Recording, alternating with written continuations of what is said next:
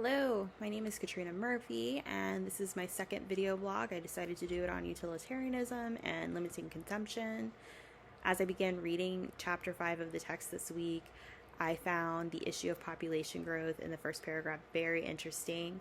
The book talked about how the rate we consume and the increase in population growth are leading to worldwide environmental and humanitarian crises. It touched on climate change and how an increase in driving and industrialization and technology are leading to the mentioned crises. While some argue that limiting consumption could help, others argued for population control or a combination of both, which brings us to our problem. The issue with limiting consumption and population control is morality. While this may look out for the general happiness of future generations, it may disrupt basic freedoms now. According to Peter Singer, utilitarianism comes from a basic perception that each person's interests should be equally considered. This leads me to my solution, but first off, if you want to check out my picture here, this is how he applies it to animal cruelty and animal rights. We'll move on. My solution would be to have a policy limiting the number of people commuting to work every day. And I think that could limit consumption.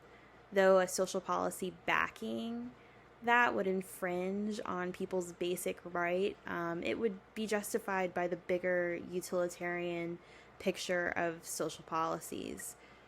To maximize good consequences from a utilitarian perspective, policies need to be adjusted in response to the change of circumstances. We experienced a big change during COVID. It caused many major corporations and small ones to have some of their employees telework. This resulted in numerous good consequences for the workers, the environment, and the companies. Despite concerns of lower productivity, studies have shown that this actually increased productivity for employees who were happy to work from home because it helped them have flexibility and take care of their families. If a policy continued to support teleworking or supported this practice indefinitely, I believe it could reduce the number of facilities a corporation needs and the cost and the energy associated with them.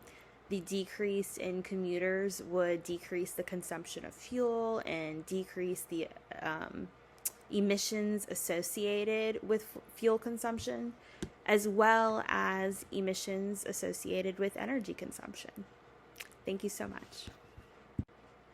Here are my references. Again, thank you so much for listening.